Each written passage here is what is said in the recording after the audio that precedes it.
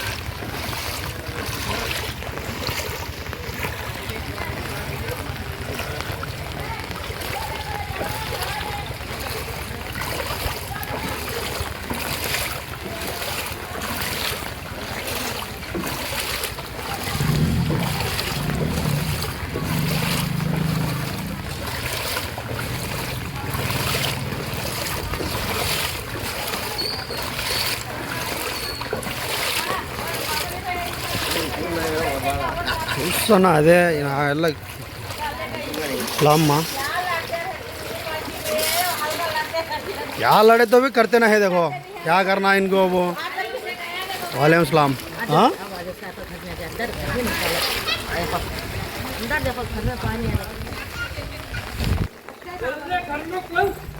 उठा ले सकना ना का ये होती है।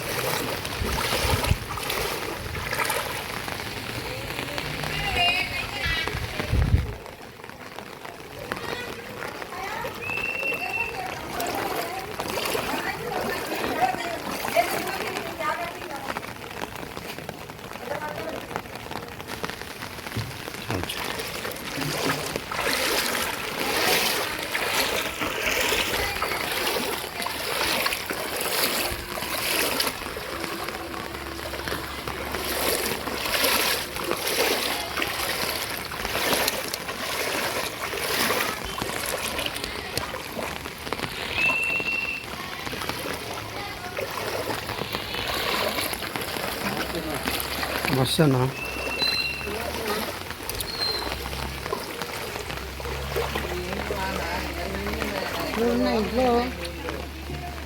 ఇంట్లో దండికండి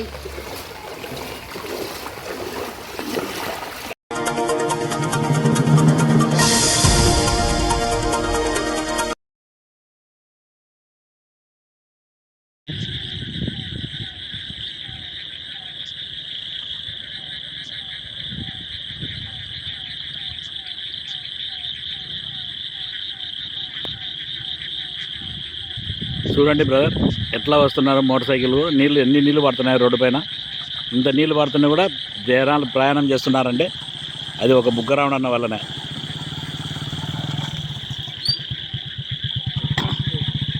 ఇన్ని నీళ్ళు పడుతున్నాయి కూడా ఈ దారిలో నడుస్తున్నామంటే బుగ్గరావణ ముందుకు వచ్చి రోడ్డుకు నేను డబ్బులు ఇస్తాను సహకరించాడు. ఆయన వేసినందువల్లనే మేము తిరుగుతున్నాము. ఇంకా బయట దాతలు నాగేశ్వరయ్య కూడా ఆయన కూడా ఇచ్చాడు.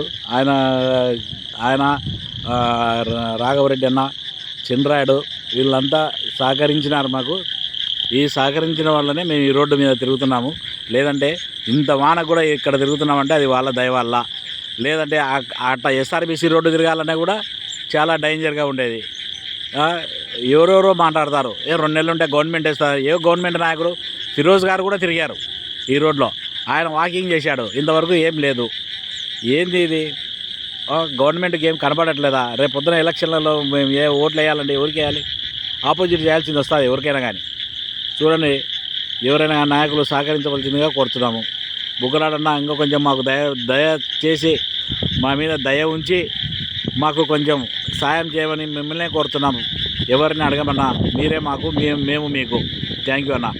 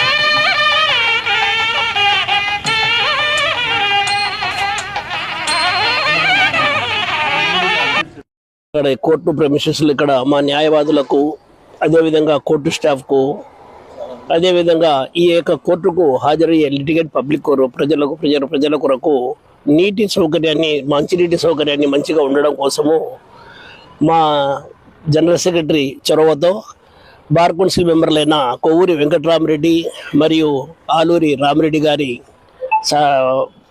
సహకారంతో ఇక్కడ 3 ఫ్రిడ్జ్లు ఇక్కడ మంచినీటి సౌకర్యం కోసం 3 ఫ్రిడ్జ్లు ఏర్పాటు చేయడం అయింది.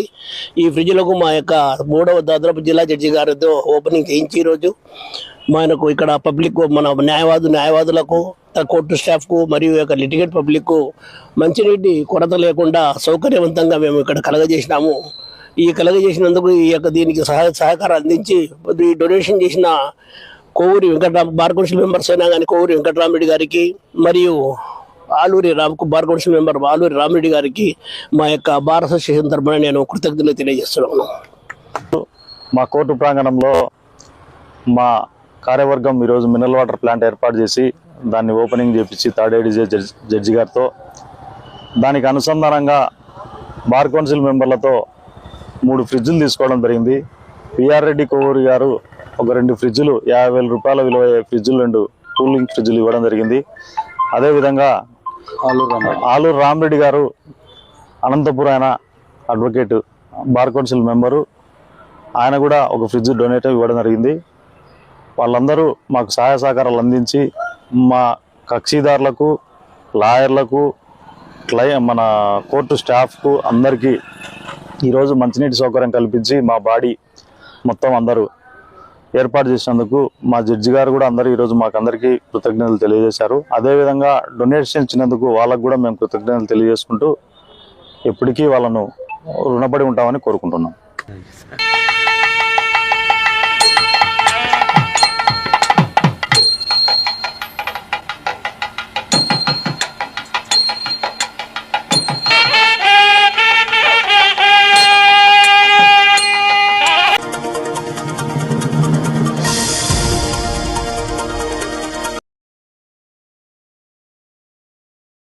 బుధవారం సాయంత్రం ఆళ్లగడ్డ తాలూకాలో ఒక్కసారిగా ఉరుములు మెరుపులతో కూడిన వర్షం కురవడంతో రోడ్లన్నీ జలమయమయ్యాయి.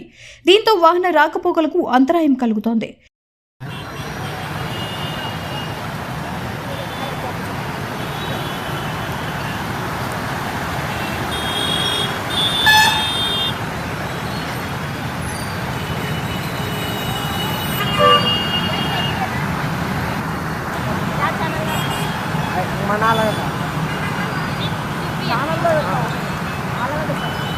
యాభై సెకండ్లు తింటున్నాడు మా ఫ్రెండే మన ఆలగడ్డ ఛానల్ మొత్తం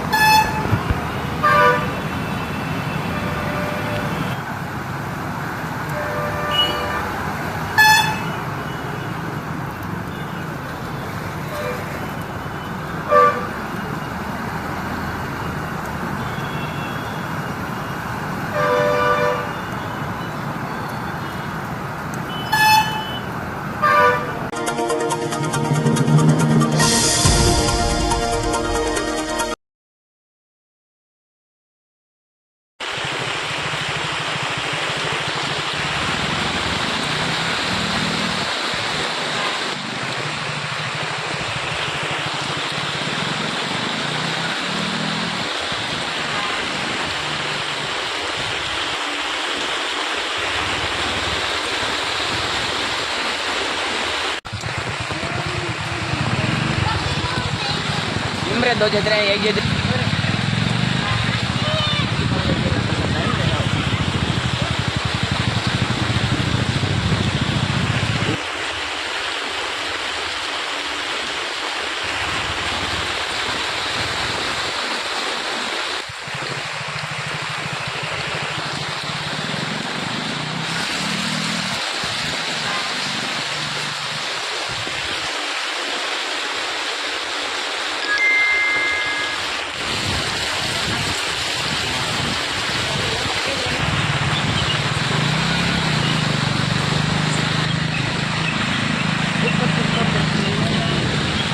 पानी दे रहा नहीं बस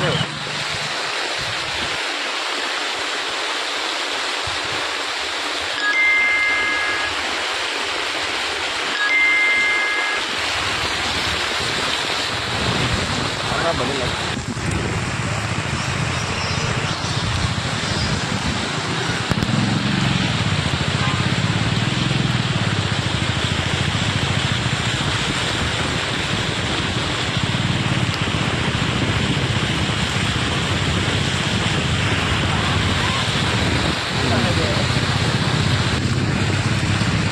हो गया ये bike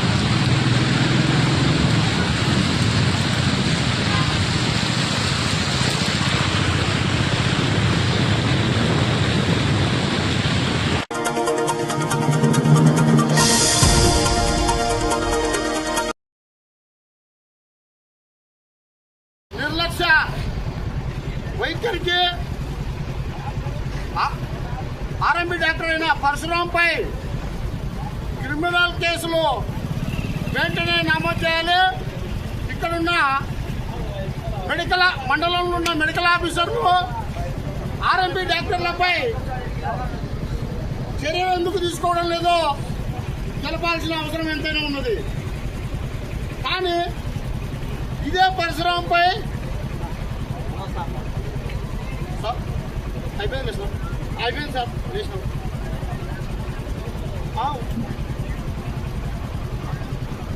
Raman sir, sir sir sir sir sir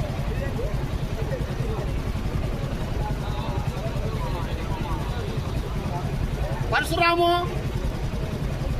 ఈ మండలంలో ప్రతి మనిషి బ్రతకాల్సిన అవసరం ఎంతైనా ఉన్నది. కానీ మన కోసము చదువుకున్న ఎంబీబీఎస్ డాక్టర్లు అయితేమి, ఇక్కడ ఉన్న గవర్నమెంట్తో రిక్రూట్మెంట్తో అయిన సచివాలయ అధికారులతో ఏమి వీరితో చూపించుకోవాల్సిన అవసరం ఎంతైనా ఉన్నది. ఇట్లా ఆర్ఎంపీ డాక్టర్ల దగ్గరికి పోతే వాళ్ళు చేయాల్సింది ఒక చిన్న టాబ్లెట్ ఇవ్వాలి, లేదా ఫస్ట్ ఎయిడ్ అంటే ఒక కట్టు కట్టాలి.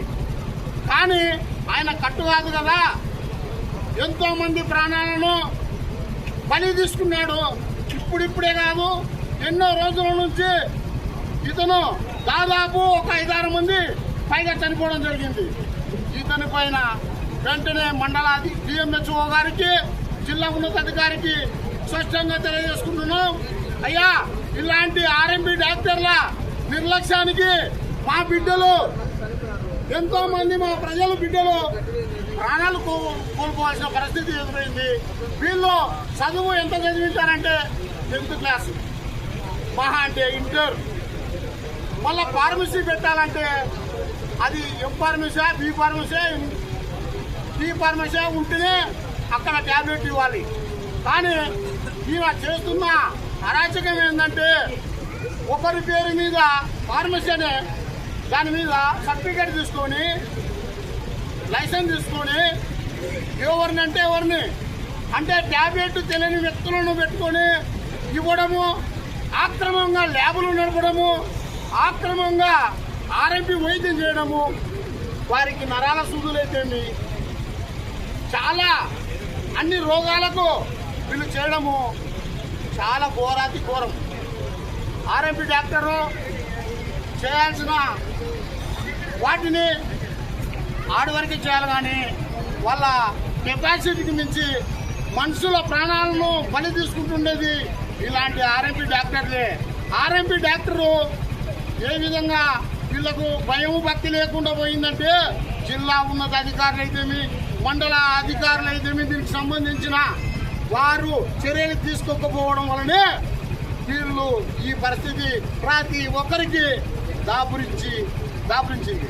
కాబట్టి వెంటనే ఈ మెడికల్ స్టోర్ను సీజ్ చేయాలి.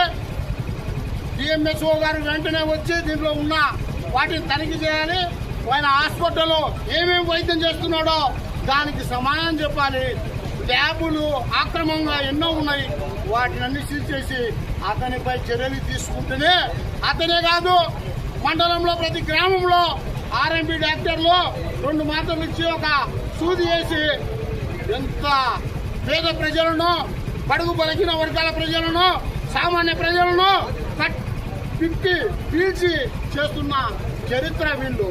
మన డబ్బులతో వీళ్ళు లక్షలు దోచుకొని వీరు దర్జాగా ఉన్నారు.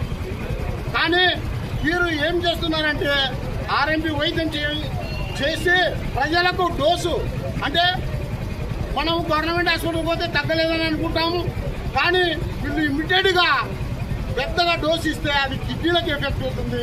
వాళ్ళు మనకు అబ్బా ఆ డాక్టర్ బాగా చేసినాడని మనం పోవడము, మన ప్రాణాలనే మనము వాళ్ళ దగ్గర అర్పించుకోవడం జరుగుతుంది. కాబట్టి ఆర్ఎంపీ డాక్టర్ల నిర్లక్ష్య వైఖరి పరశురాంపై వెంటనే క్రిమినల్ కేసులు నమోదు చేయాలి. గతంలో ఎంతమంది చనిపోయారో వాటిపై డిఎంఎస్ఓ గారు జిల్లా ఉన్నతాధికారి విచారణ చేపట్టాలి.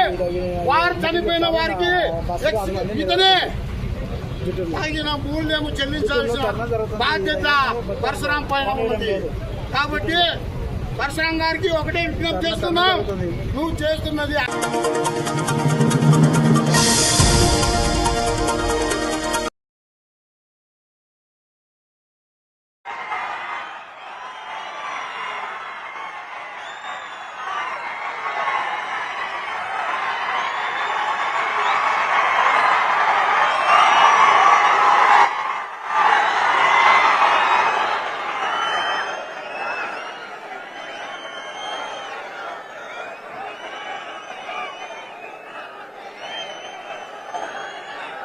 ఏం తమ్ముళ్ళు హుషారుగా ఉన్నారా?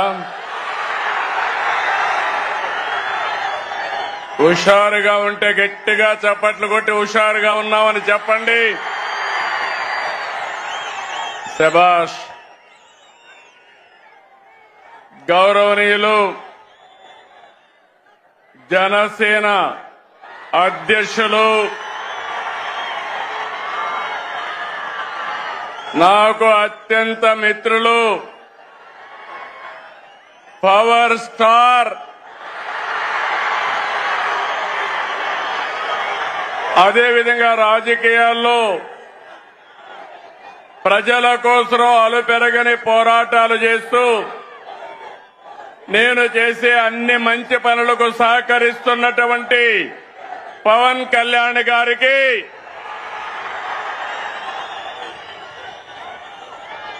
రాష్ట్ర బీజేపీ అధ్యక్షులు గౌరవనీయులు మిత్రులు మాధవ్ గారికి, రాష్ట్ర తెలుగుదేశం పార్టీ అధ్యక్షుడు పల్లా శ్రీనివాస్ గారికి, వేదిక పైనున్న కేంద్ర మంత్రులు, రాష్ట్ర మంత్రులు, ఈరోజు సూపర్ హిట్ సభకు తరలి వచ్చిన మీ అందరికీ అభినందనలు. 15 నెలల పాలనపై కూటమి నిర్వహిస్తున్న తొలి సభ అదరగొట్టింది. అవునా కాదా అని అడుగుతున్నా. మంచి ఎండ, మా ఆడబిడ్డలు చూస్తున్నా. మీ ఉత్సాహం చూస్తే మేమందరం మీకు రుణపడి ఉన్నామని మరొక్కసారి తెలియజేస్తున్నాం.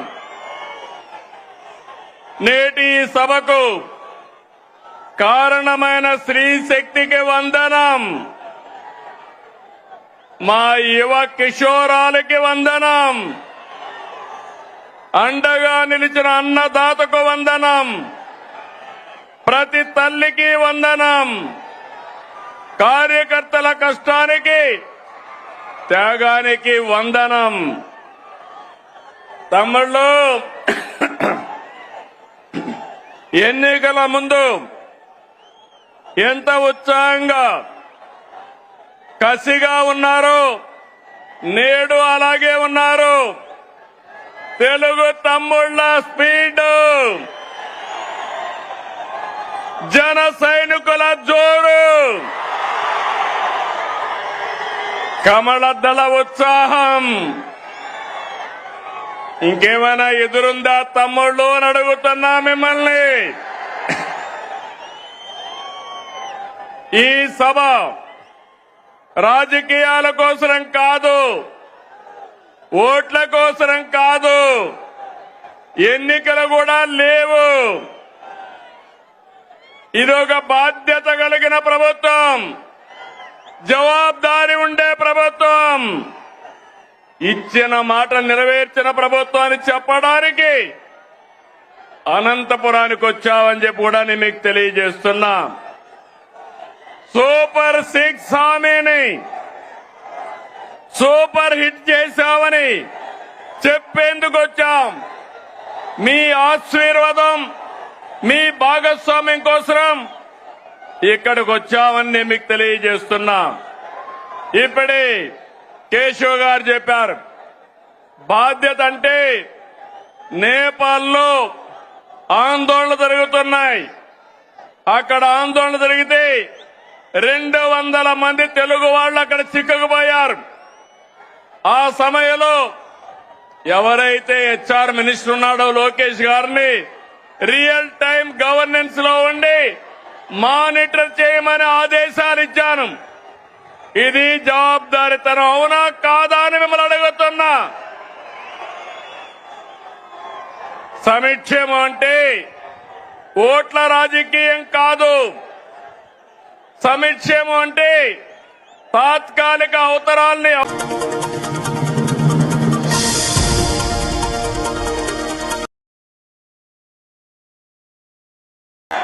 పుట్టపర్తి నారాయణాచార్యులు గారు రచించిన శివతాండవ కావ్యం పుట్టిన నేల, రచించిన నేల, తెలుగు భాష విలువను పెంచిన నేల, ఆడినమ్మ శివుడు పాడినమ్మ భవుడు అని శివతాండవాన్ని వినిపించిన నేల. ఈ నేల ఒక పుట్టపర్తి నారాయణాచార్యులు,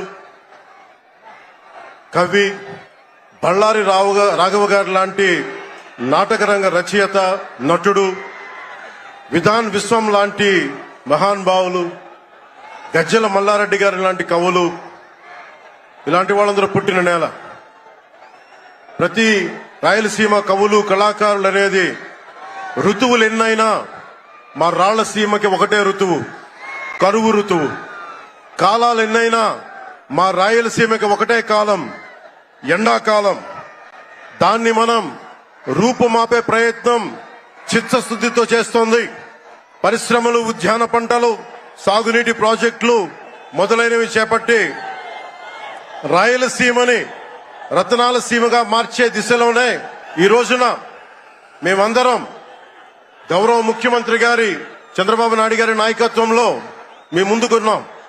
ఈ సూపర్ 6 కార్యక్రమం ఇన్ని వేల కోట్లు ఆర్థిక ఇబ్బందుల నుండి వీటన్నిటినీ ముందుకు తీసుకురాగలుగుతున్నామంటే మీ భవిష్యత్తు కోసం, యువత భవిష్యత్తు కోసం, మహిళల భవిష్యత్తు కోసం, ప్రతి ఆంధ్రప్రదేశ్ లో ఉన్న ప్రతి ఒక్కరూ బాగుండాలి, మీరు ఆనందంగా ఉండాలి. మీరే అన్నారు, ఆ రోజు మేము అడిగాం, రాష్ట్రం బాగుండాలి, యద్భావం తద్భవతి. మీరు ఎలా ఆలోచించారో మేమందరం